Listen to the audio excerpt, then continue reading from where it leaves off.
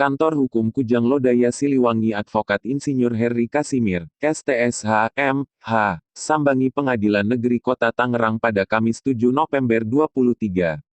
Kunjungan tersebut dalam rangka ajukan banding yang telah diputuskan oleh Majelis Hakim, dan menurut pendapatnya sebagai kuasa hukum penggugat, bahwa dalam hal ini Majelis Hakim sepertinya kurang gitu cermat, sehingga menolak keseluruhan atas gugatan pembatalan akte notaris yang diajukan. Jadi untuk kesempatan kali ini kami dari Bandung, dari kuasa hukum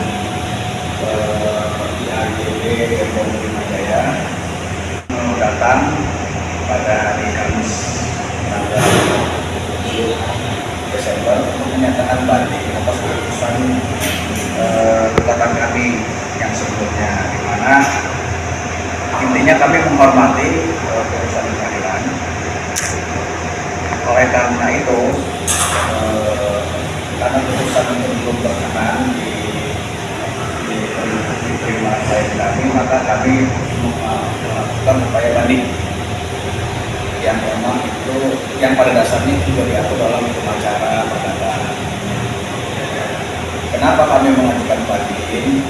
Karena ada beberapa poin. Poin pertama adalah intinya dalam jawaban tergugat itu sudah dinyatakan sudah menjawab gugatan kami bahwa objek gugatan yaitu akta yang diterbitkan oleh notaris dana itu adalah emal. Akan menjawab seperti itu.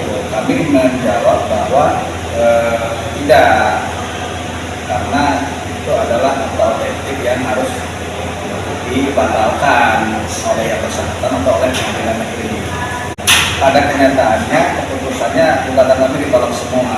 Artinya jawaban mereka yang benar emal, tapi jawaban mereka emal tidak masuk juga di dalam putusan. Jadi ini ngambang terhadap objek gugatan tersebut. Objek gugatan tersebut statusnya bagaimana? Tidak jelas dalam putusan itu.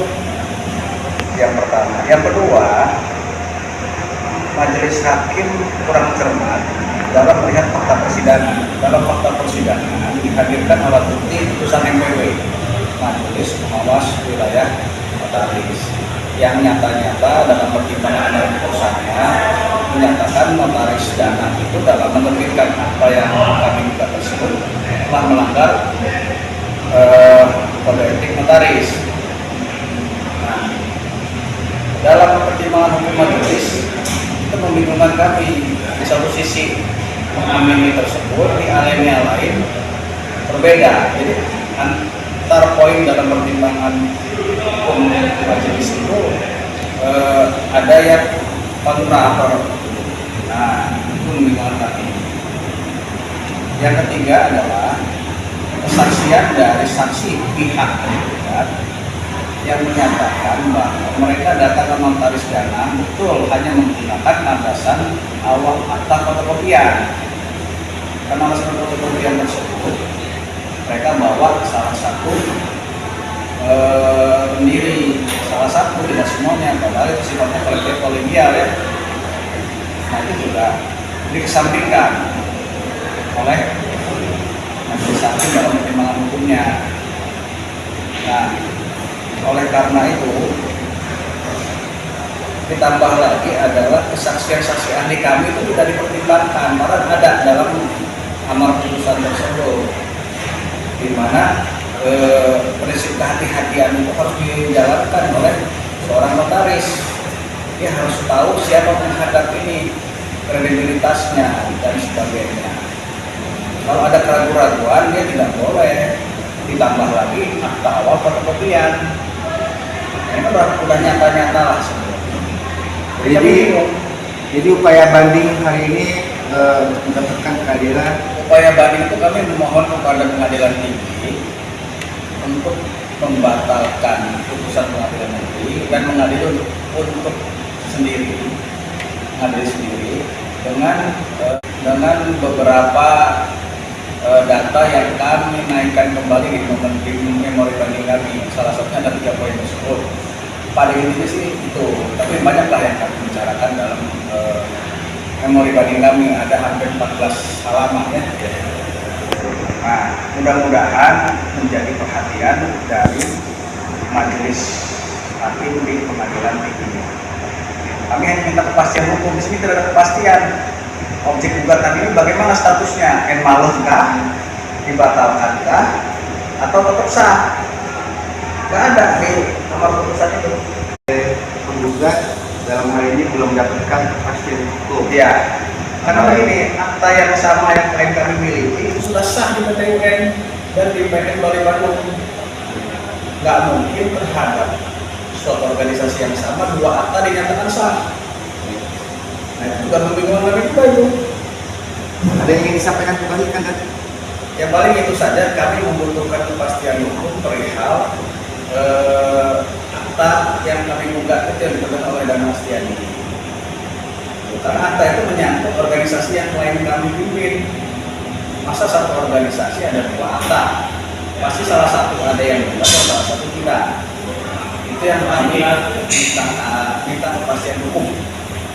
Tepatnya kami meminta kepastian hukum ke pengadilan negeri atas rekomendasi dari MPW, Majelis Pengawas Wilayah. Kami tempuh prosedurnya, kami tidak serta-merta langsung ke pengadilan negeri. Kami ke MPD, MPW. Setelah kami dapat data bahwa notaris dana melanggar kode etik, barulah kami ajukan ke sini. Dan putusan dan pertimbangan untuk MPW itulah yang menjadi bukti kami juga. Jadi intinya seperti itu. Cukup intinya ya mungkin perumpamannya beginilah. Satu bidang tanah tidak mungkin ada dua sertifikat. Pasti ada satu yang asli, yang lain palsu. Kami hanya butuh itu. Akta kami sudah dinyatakan asli di dua pengadilan yang berbeda, pengadilan PT UN dan pengadilan negeri Balai Bandung. Kami hanya butuh itu.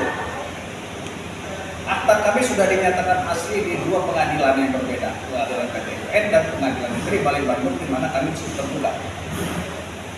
Sudah inkrah dua-duanya, tinggal kami mengajukan akta daripada yang satu lagi yang dipegang oleh Danang, notaris Danang Setiadi. Apakah itu asli atau bukan? Kami perlu ketok palunya. Iya. Bagi itu dalam ini melakukan upaya banding. Kita upaya banding. Ya, semoga mudah-mudahan upaya banding ini diterima dan berjalan lancar. Insya Allah, insya Allah.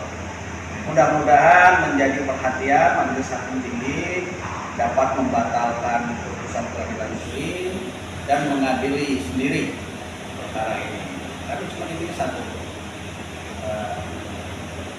akta yang dipegang Setiadi itu sah, batal atau tidak.